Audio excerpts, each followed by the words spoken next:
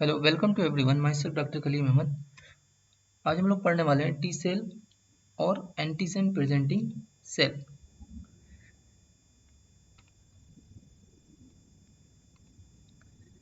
T cell यानी T lymphocyte. T lymphocyte की जो प्रोसेसिंग होती है वो थाइमस में होती है।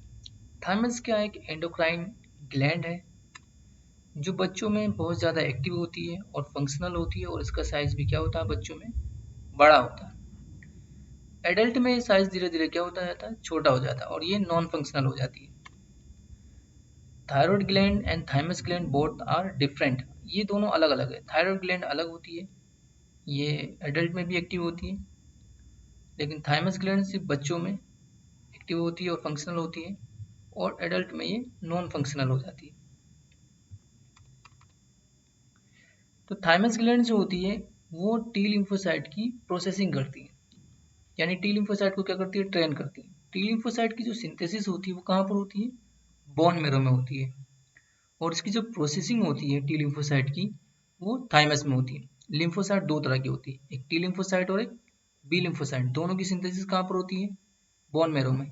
लेकिन इनमें से जो टी लिम्फोसाइट को ट्रेन करने के लिए भेज दिया जाता है कहाँ पर, थाइमस ग्लैंड में, और बी लिम्फोसाइट की जो ट्रेनिंग होती है वो कहाँ पर होती है, बोन मेरो में।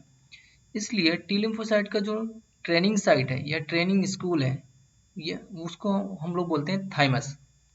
तो यहाँ पर टी लिम्फोसाइट को ये सिखाया जाता है कि आपकी बॉडी की जो एंटीजन है वो जैसे हार्ट सेल है या लीवर सेल है या ब्रेन सेल है, इन सब सेल की अपनी एक पहचान होती है। तो यहाँ पर थाइमस के अंदर टी लिम्फोसाइट को यही आइडेंटिफिकेशन के लिए, इनको आइडेंटिफाई करने के लिए ट्रेनिंग दी जाती है कि ये आपकी बॉडी की एंटीजन है और इनके खिलाफ एक्टिवेट नहीं होना है। थाइमस ग्लैंड से एक हार्मोन भी सिक्रीट होता है जिसको हम बोलते हैं थाइमोसिन। ये टी लिम्फोसाइट की ट्रेनिंग में पार्टिसिपेट करता है या उसको इनहेंस कराता है। और थाइमोसिन का एक और फंक्शन ये है कि ये टी लिम्फोसाइट की प्रोलिफरेशन भी कराता है, यानी कि उसके नंबर भी इंक्रीज कराता है और उसको एक्टिव बनाता है ट्रेनिंग देके। थाइमोसिन का एक फंक्शन ये है कि ये जो लिम्फोसाइट की जो एक्टिविटी होती है लिम्फोइड ऑर्गन्स में या लिम्फोइड टिश्यू में, उसको इनहेंस करता है या उसको बढ़ा देता है। टी लिम्फोसाइट जो है वो कई तरह की होती है। हेल्पर टी सेल होती है, साइटोटॉक्सिक टी सेल होती है, सप्रेसर टी सेल होती है, मेमोरी टी सेल होती है। हेल्पर टी सेल्स को हम लोग इंड्यूसर टी सेल भी बोलते हैं या CD4 सेल भी बोलते हैं। साइटोटॉक्सिक टी सेल को हम किलर टी सेल बोलते हैं या CD8 सेल भी हम लोग कहते हैं। CD मतलब cluster of designation, cluster of designation जो इनकी सेल मेम्ब्रेन पर पाया जाने वाला एक प्रोटीन होता है। मेमोरी टी सेल होती है एंड सप्रेसर टी सेल होती है। 4 टाइप्स की क्या होती है, टी लिम्फोसाइट्स होती है। हेल्पर टी सेल्स जो होती हैं वो आइडेंटिफाई करती हैं एंटीजन को जो प्रेजेंट किया जाता है MHC पर या HLA पर, और इसको आइडेंटिफाई करने के बाद ये इंफॉर्मेशन देती है जाकर बी लिम्फोसाइट्स को ताकि वो एंटीबॉडी बना सके।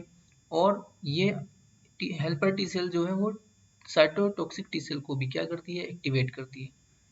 साइटोटॉक्सिक टी सेल जो है डायरेक्ट किलिंग करती है, ये एंटीबॉडी नहीं बनाती। मेमोरी टी सेल का काम ये है कि जब फाइट होती है बैक्टीरिया में और हमारी इम्यूनिटी के बीच में, तो उस वक्त जो एंटीजन होता है उसकी जो पहचान होती है उसको सेव कर लिया जाता है, और वो जो सेव करती है वो कौन करती है, मेमोरी टी सेल करती है, कि अगर ये एंटीजन दोबारा हमारी बॉडी में एंटर करेगा तो उसके खिलाफ जल्द से जल्द क्या ले सके, ये एक्शन ले सके। Storage of T lymphocytes. T lymphocyte कहाँ कहाँ स्टोर होती है, लिम्फ नोड में स्टोर होती है, स्प्लीन में, बोन मेरो में या GIT ट्रैक्ट में, या हम लोग कह सकते हैं जो रेटिकुलो एंडोथेलियल सिस्टम्स होता है वहाँ पर ये स्टोर होती है। ये कहाँ पर हो सकता है, स्प्लीन, स्प्लीन, दिस वन ये लिम्फेटिक चैनल्स हैं, और ये जो गांठें हैं ये लिम्फ नोड है। ठीक है, ये bone marrow, okay, this one intestine.